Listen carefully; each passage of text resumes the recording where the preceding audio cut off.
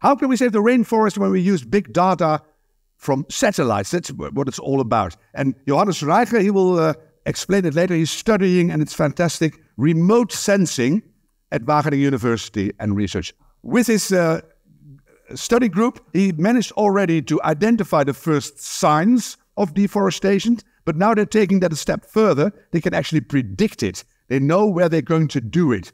And they use artificial intelligence and machine learning. And it's almost too good to be true. So please come on stage and tell us more about it. Give a big hand to Johannes Reiche.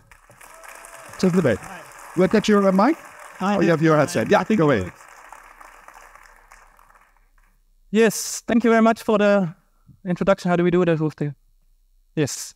So my name is Johannes Reiche from Wageningen University, and I'm a radar remote sensing scientist, and together with a fantastic group of PhD students and postdoctoral researchers, we're using satellite technology to track human activities in forests and dynamics of forests, and try to improve our understanding how those change dynamics, such as deforestation, are linked with how people manage land and also to carbon emissions.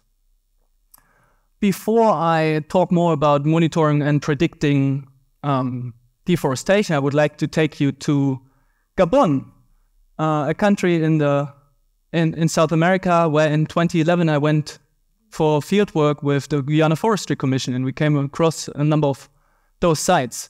So what we see here is actually a typical image of illegal gold mining in Guyana, where a forest is being removed, the top part of the soil has been removed, and then mercury is used to extract gold from the underlying sand and soil.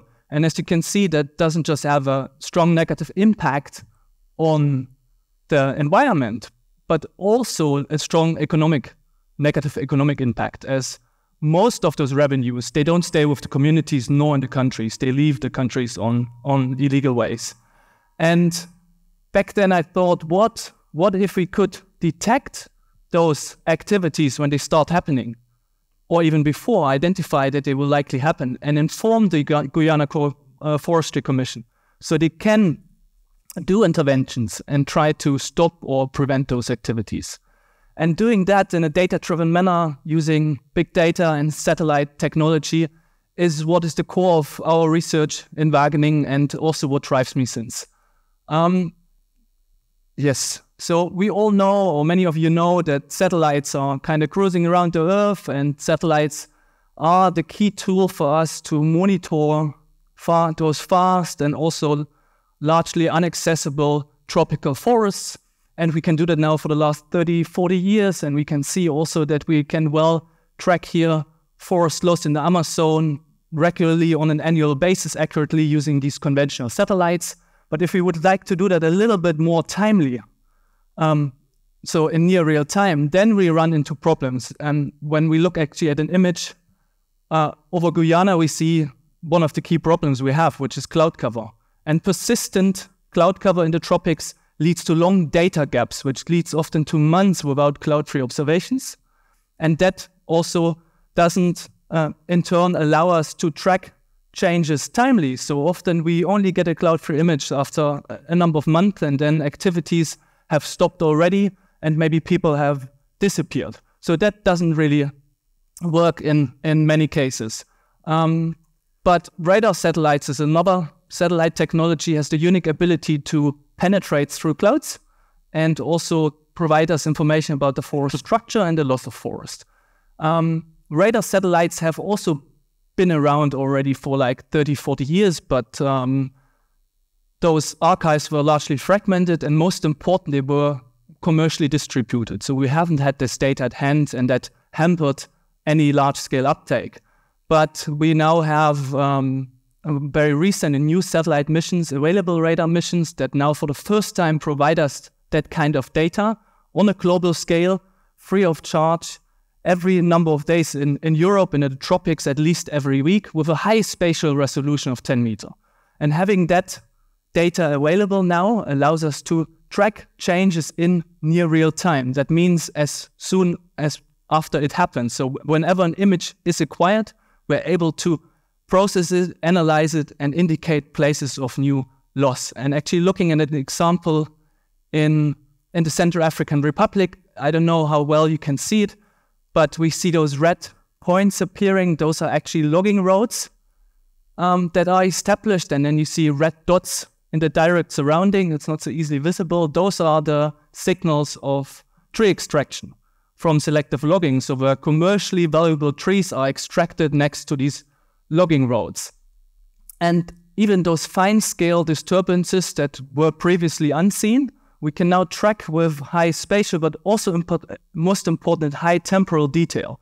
So every week, at least, we have an image and we can provide information where new deforestation is ongoing. And thanks to cloud computing and machine learning, we are able to analyze those satellite images every day and week, and we can process them and we can provide those informations at 10-meter spatial scale for the entire pantropic. So that is also an operational system. And we can even see from space, maybe Andre will talk more about it, but we can see in the Amazon, for example, the arc of deforestation in the southern Amazon, all these red points. So that is deforestation from the last 2 or 3 years. But we see also the other important basin, which is the Congo Basin, the second largest tropical forest in the world. And then, of course, Southeast Asia, Indonesia, Borneo, that has also been in the spotlights. Having that information available now puts us in the position to also increase our understanding of what drives those deforestation and the dynamics. And I want to show a few examples. So one, of course, is what I showed at the beginning is mining. So those are typical patterns of mining if we look from space, how we map them. And you can see actually in more the orange one, it's from 2020, and the red one is really what happened in the recent weeks, the dark red one.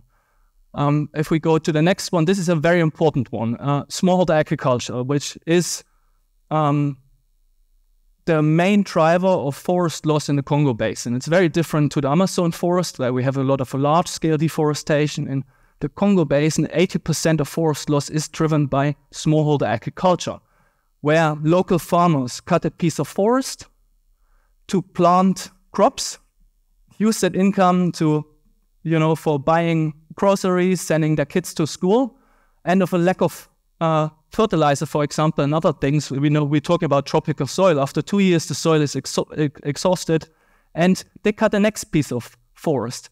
And those activities, they slowly eat itself, and we can see that clearly into the unfragmented remaining forest patches. And that is really of strong concern, considering that DRC, the Democratic Republic of Congo, now has 100 million people living there. And it's expected by 2050 it will be 200 million, and by 2100 it will be almost 500 million people living there.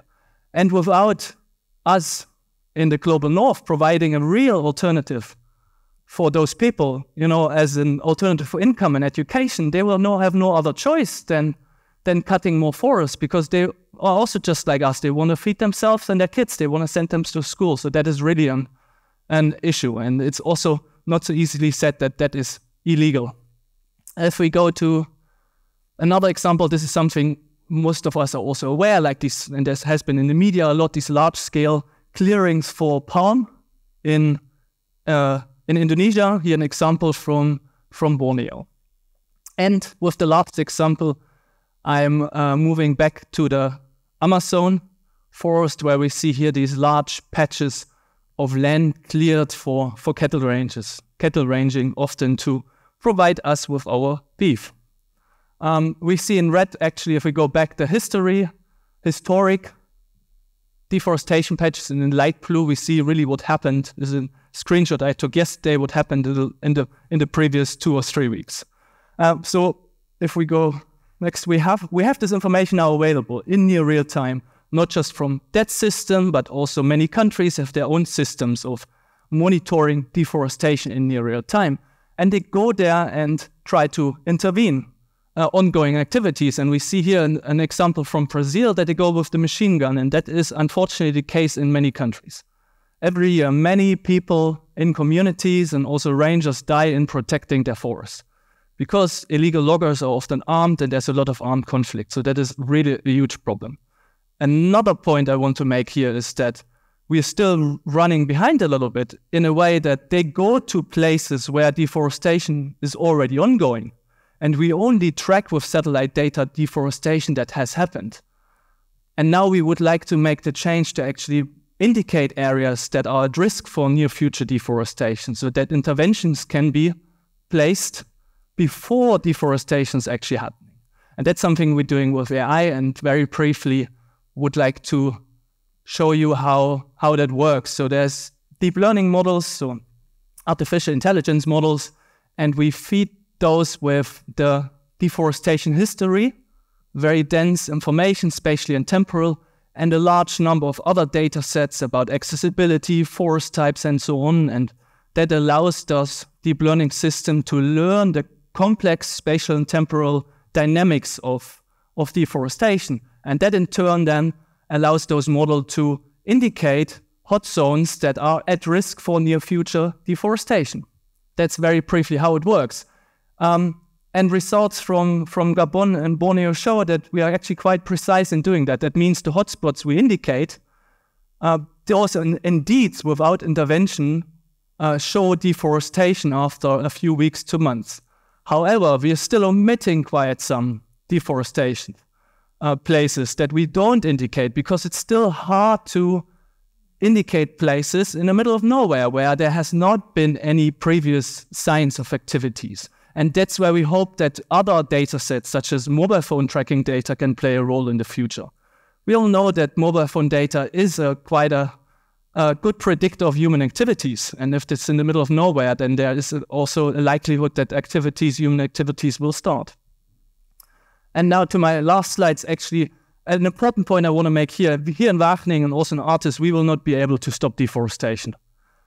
And also not the technology will not stop it, as long as it's not in the hand of the people that have actually the mandate to do law enforcement activities, to plan interventions. So that technology has to be transferred to the people in those countries and also train them how to use it. And I also would like to emphasize that the ethical use of those technologies is very important, because often people that are caught that illegally log, for example, or farmers, maybe some farms are indicated that they are at risk of deforestation. Sometimes, and in many cases, those people are not the ones that are behind those activities.